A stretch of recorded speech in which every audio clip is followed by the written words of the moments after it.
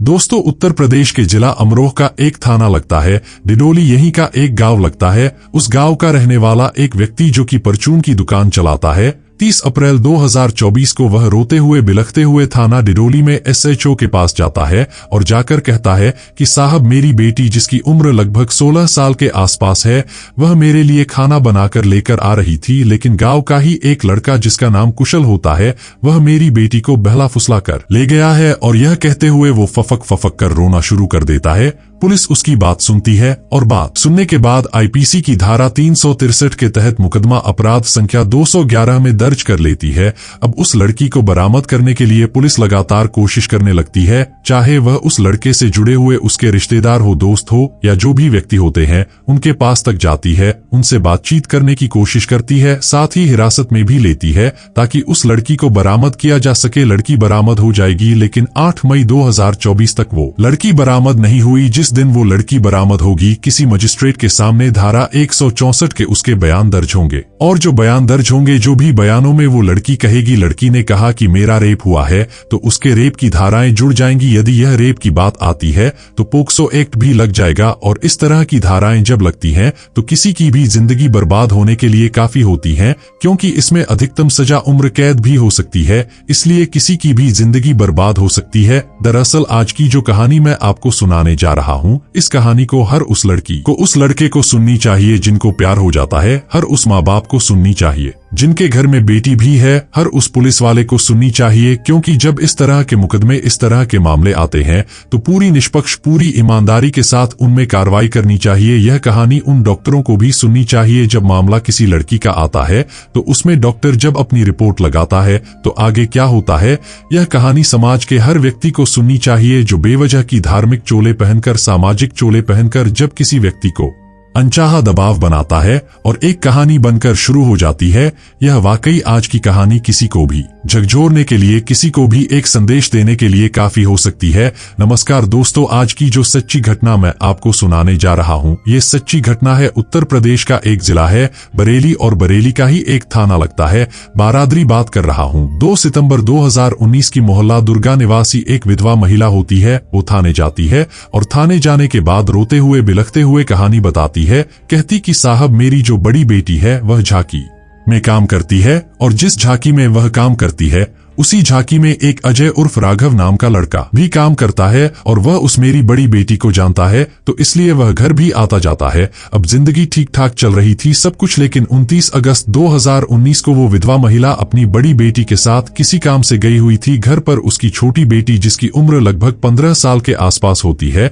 वो घर पर अकेली थी। इसी बीच में अजय उर्फ राघव आता है। आने के बाद मेरी बेटी को बहला फुसलाकर कहीं ले जाता है। समझ में नहीं आ रहा है कि वो गया तो गया कहाँ। उसको कमरे पर जाकर देखा तो वह कमरे पर भी नहीं मिलता है। जब उसने रोते हुए बिलखते हुए अपने विधवा होने की बात कही, तब जाकर पुलिस पसीज जाती है और पसीजने के बाद मुकदमा दर्ज कर लेती है। दरअसल मुकदमा अपराध संख्या 1029 और इसकी धारा होती है आईपीसी की धारा 363, जो कि अपहरण की धारा लगती है। अब पुलिस ने इस मामले को बड़ी गंभीरता से लिया, और गंभीरता से लेने के बाद उस लड़की को, जिसकी उम्र लगभग 15 साल के आसपास होती है, जबकि लड़का शायद बालिग बताया जाता है, अब उस लड़के को और लड़की को पुलिस ने ढूंढना शुरू किया। कई दिनों की कड़ी मशक्कत के बाद जब पुलिस ने इधर उधर चारों तरफ दबाव बनाया, साथ ही उसके दोस्तों से, उसके परिवार से, उसके रिश्तेदारों से, जहां जहां तक उसकी पहुंच थी वहां वहां तक पुलिस ने तलाश करना जब शुरू किया, आखिरकार अजय भी और वो 15 साल की लड़की भी, पुलिस उसको बरामद कर लेती है। लड़के को हवालात में डाल दिया जाता है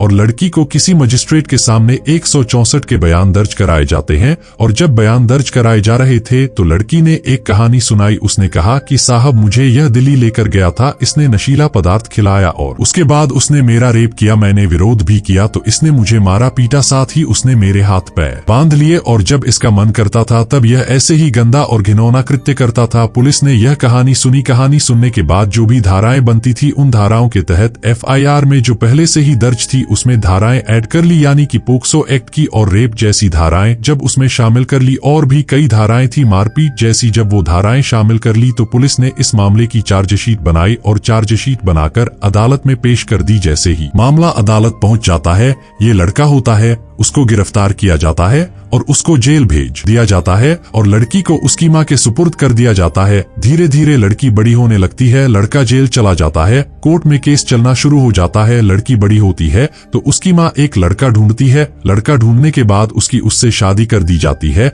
लेकिन बीच बीच में शादी होने के बावजूद भी उसे अदालत में आना होता था और जब अदालत में वो आती थी तो पति भी साथ आता था। इसी तरह से लगातार वक्त आगे बढ़ रहा था और वक्त आगे बढ़ते बढ़ते फरवरी 2024 आता है और इसी बीच में पति कुछ झुंझलाहट में था, परेशान था। तो उस लड़की के जब बयान हो रहे थे तो बयान होने के बाद उसने अदालत के सामने कहा कि हुजूर, ना तो मेरा रेप हुआ है और ना ही मेरा अपहरण हुआ है। दरअसल मैं उसको पसंद करती थी, मैं उसके नजदीक थी, मैं उसकी बहुत खास थी, इसलिए अपनी मर्जी से गई थी। अदालत ने जैसे यह बात सुनी, अदालत यानी कि अपर सेशन जज 14 ज्ञानेंद्र त्रिपाठी वो कह रहे थे कि आप जो बोल रही हो जरा सोच समझकर बोलो, जो भी कह रही हो कहने से पहले सोच समझ के, क्योंकि मजिस्ट्रेट के सामने तुम पहले बयान दे चुकी हो। जब 164 के बयान हो रहे थे तो तुमने कहा था कि तुम्हें बांधा गया, तुम्हें नशीला पदार्थ खिलाया गया और तुम्हारा बार बार रेप किया गया, तुम्हें मारा गया, पीटा गया। आज कुछ और बात बता रही हो। उन्होंने कहा, नहीं हुजूर, जो भी मैं कह रही हूँ, ना ही मेरा रेप हुआ है, ना ही मेरा अपहरण हुआ था, बस मेरी माँ ने जो मुझसे बोला मैंने वही कहानी उसको सुनाई थी। अब अदालत उस लड़की को देखकर बड़े हैरान हो जाते हैं,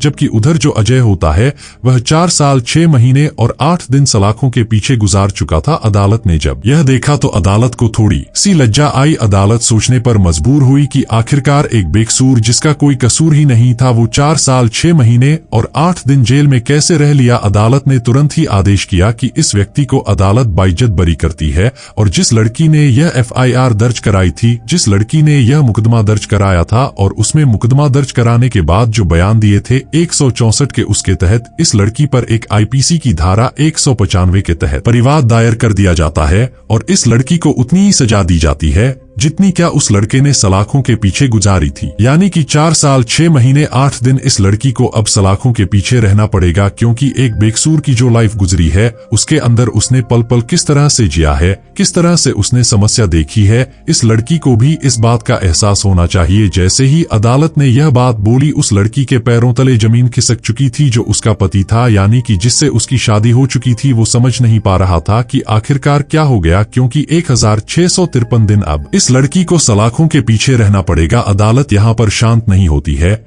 बल्कि यह कहती है कि इस लड़की को उस लड़के के लिए जिसको इसने झूठे मुकदमे में फंसाया, जेल भिजवाया, जिसकी लाइफ खराब कर दी, अगर वो बाहर होता, एक सामान्य जिंदगी जी रहा होता तो 2,88,822 रुपए कमा लेता। इसलिए इस लड़की को उस लड़के के लिए 2,88,822 रुपए भी अदा करने होंगे। यदि यह लड़की इन पैसों को नहीं दे पाई तो 6 महीने की सजा और इसे सलाखों के पीछे गुजारनी होगी। बस यह कहानी थी और यह कहानी अखबारों के माध्यम से, सोशल मीडिया के माध्यम से लोगों तक पहुंच जाती है और उसके बाद फिर लोगों ने इस कहानी को शेयर करना शुरू कर दिया। जो ज्ञानेंद्र त्रिपाठी होते हैं जज साहब, उनकी लगातार तारीफ होने लगती है और फिर लोगों ने यह दावा भी करना शुरू कर दिया कि संभवतः भारत के इतिहास की ये पहली ऐसी घटना है जब किसी लड़की को इस तरह के मुकदमे में जेल भेजा गया हो। लड़की जेल चली जाती है और फिर अखबारों में लिखना शुरू कर दिया कि बरेली शहर के अंदर, बरेली जिले के अंदर लगभग 5000 ऐसे मुकदमे दर्ज हैं जिसमें अपराध की जो धाराएं लगी थी वो बलात्कार जैसी धाराएं लगी हुई थी। अब बलात्कार के 5000 मुकदमे सिर्फ बरेली में है, तो अगर हम पूरे देश की बात करें तो ऐसे लाखों करोड़ों की संख्या में मुकदमे होंगे। ऐसी ना जाने कितनी ऐसी लड़कियां होंगी जिन्हें 14, 15, 16 साल की उम्र में किसी से भी प्यार हो जाता है, लेकिन वह सोचते नहीं है कि शायद माँ बाप को यह प्यार मंजूर नहीं होगा। लड़कों को भी प्यार हो जाता है, शायद उन्हें भी नहीं मालूम होगा कि धाराएं क्या कहती हैं, कानून क्या कहता है कि 18 साल से पहले किसी लड़की को अगर टच भी किया जाता है तो उसमें मुकदमा दर्ज हो जाता है। ना तो लड़की को मालूम होता है, ना ही लड़कों को मालूम होता है, और वो जो दोनों अपनी मर्जी से चले जाते हैं तो जो समाज होता है, पड़ोसी होते हैं, दोस्त होते हैं, फिर उस माँ, उस बाप, उस परिवार को जीने नहीं देते जिस परिवार से वो लड़की ताल्लुक रखती है। उसको फिर तमाम तरह के ताने दिए जाते हैं। यह कहा जाता है कि तुम्हारी लड़की फला लड़के के साथ भाग चुकी है, भविष्य में उसके रिश्तों की भी दिक्कत आनी शुरू हो जाती है। शायद इसी प्रेशर, इसी दबाव के चलते माँ बाप को वो करना पड़ जाता है जो शायद वो ना भी करना चाहे। कई बार होता क्या है कि हिंदू लड़की किसी मुस्लिम लड़के के साथ चली जाती है और मुस्लिम लड़की किसी हिंदू के साथ चली जाती है, तो इसको लेकर वह कुछ और भी ज्यादा बदनामी का मामला हो जाता है। और यही कारण है कि कई लोग इतने गुस्से में आ जाते हैं कि अपनों को ही, जिनको गोद में खिलाया होता है, जिनको दूध पिलाया होता है, उनका ही कत्ल कर देते हैं, मार देते हैं। उन्हें लगता है कि शायद इससे हमारी बहुत बड़ी बेइज्जती हुई है। लेकिन जज ज्ञानेंद्र त्रिपाठी ने समाज को यह संदेश देने की कोशिश की है कि भविष्य में अगर कोई व्यक्ति या कोई लड़की किसी के खिलाफ झूठा मुकदमा में कुछ ऐसी धाराएं लिखवा दी है कि उसके साथ रेप हुआ है, उसके साथ जबरदस्ती हुई है, तो हो सकता है कि उसको भी उतनी ही सजा मिल जाए जितने की किसी बेकसूर को सलाखों के पीछे गुजारनी पड़ी थी। दोस्तों, इस पूरे घटनाक्रम को सुनाने का उद्देश्य किसी को परेशान करना नहीं है, किसी का दिल दुखाना नहीं है, बल्कि आपको जागरूक करना है, आपको सचेत करना है कि अगर ज्ञानेंद्र त्रिपाठी जैसे जज अदालत में बैठकर इस तरह की सुनवाई करें तो मैं कहता हूं कि 5000 मुकदमे जो बरेली के जिले में चल रहे हैं, 5000 के बाद तो आप छोड़िए, 5 मुकदमे भी सही से अगर लिख दी जाए तो बहुत बड़ी बात होगी। कई बार ऐसे फर्जी मुकदमों की वजह से जो सचमुच की पीड़िताएं होती हैं, सचमुच के परेशान लोग होते हैं, उनकी कभी मदद नहीं हो पाती। शायद यही संदेश देने के लिए जज ज्ञानेंद्र त्रिपाठी ने यह कदम उठाया था। दोस्तों, सैल्यूट करता हूं मैं उन्हें कि उन्होंने वाकई बहुत अच्छा कदम उठाया है। और ऐसे ही अगर 2-4 और मामलों में केस में सजा हो जाए तो शायद कोई किसी के खिलाफ इस तरह से मुकदमा दर्ज कराने से पहले 1000 बार सोचेगा। दोस्तों, आप सब लोग अपना ख्याल रखें, सुरक्षित रहे। जय हिंद, जय भारत।